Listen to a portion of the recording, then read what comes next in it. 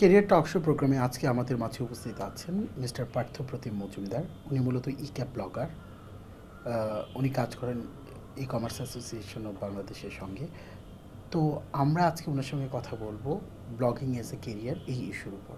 উনি দীর্ঘদিন এই বিষয়ের উপর কাজ করছেন।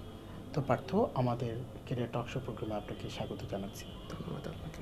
তো প্রথম আমি আপনার কাছে জানতে চাই যে ব্লগিংকে কোনো একজন স্টুডেন্ট যদি মনে করে কেরিয়ার হিসেবে নিতে চায়, এটা কি সম্ভব কি না?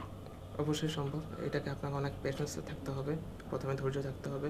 প্রথমে আপনি একটা ব্লগ খুলে বা সাবডোমেন google.blogspot.com বা কোনো ধরনের ব্লগ wordpress.com সেখানে খুলে আপনি 2-3 দিন প্র্যাকটিস করেন বা একটা কন্টিনিউয়াস প্র্যাকটিসের মধ্যে থাকেন।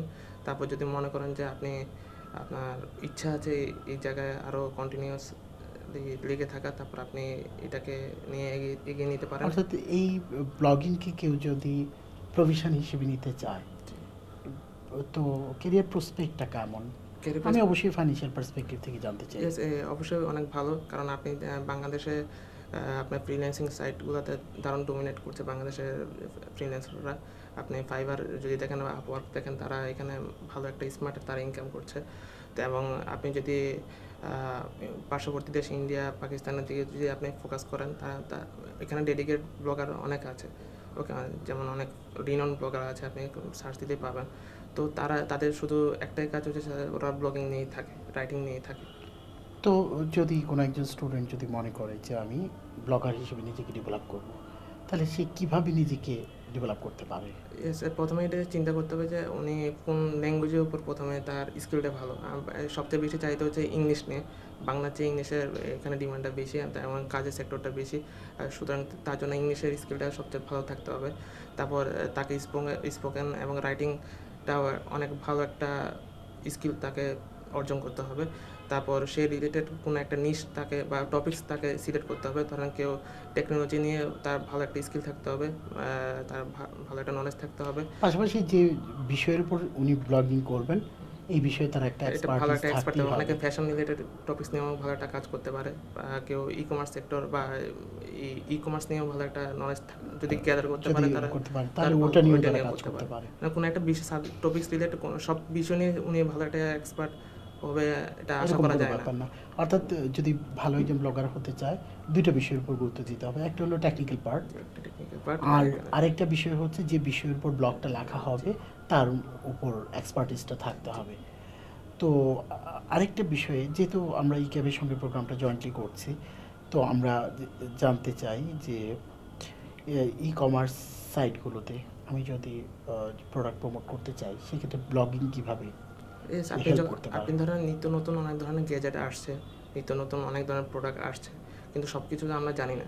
আবার আপনার ওই নিত্য নতুন ফিচার নিয়ে আসছে, তো আপনি প্রোডাক্টটা কী নিয়ে সেটা আপনি মানুষের কাছে রিচ করবেন কেমনে, মানুষকে আপনি প্রেজেন্ট করবেন কেমনে? তো এখন যদি আপনি তো আর কথা বলে ওদের কাছে আর অনলাইনের মাধ্যমে তাদের সাথে সবার সাথে কথা বলতে পারবেন না, তো লেখার মাধ্যমে আপনি তার কাছে তাকে প্রমোট করতে হবে, প্রোডাক্টের ভালো মন্দ দিকগুলো তুলে ধরতে হবে। তো আপনি তো ই ক্যাবের ব্লগে নিয়মিতভাবে লিখছেন, তো ই ক্যাব ব্লগ কিভাবে মূলত হচ্ছে ই কমার্স সেক্টরকে ডেভেলপমেন্টের ক্ষেত্রে কাজ করছে? ভালো, এটা অনেক দীর্ঘদিন ধরে রাজীব ভাইয়ের লিডিং এটা ভালো একটা প্রজেক্ট চলছে অনেক দিন ধরে।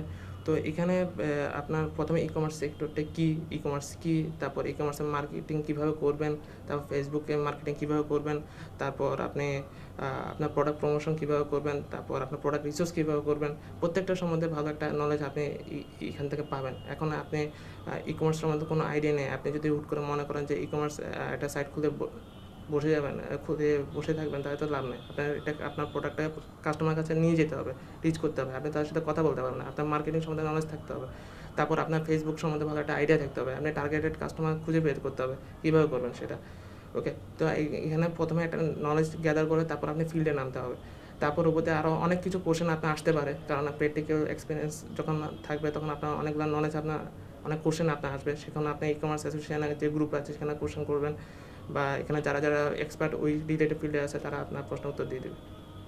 তো আমাদের প্রোগ্রামে আপনি এসেছেন বলে আপনাকে অনেক ধন্যবাদ। আপনাকে অসংখ্য ধন্যবাদ, আর ইউআইইউ কেরিয়ার কাউন্সিলকে অসংখ্য ধন্যবাদ আমাকে এই সুন্দর একটা সুযোগ দেওয়ার জন্য।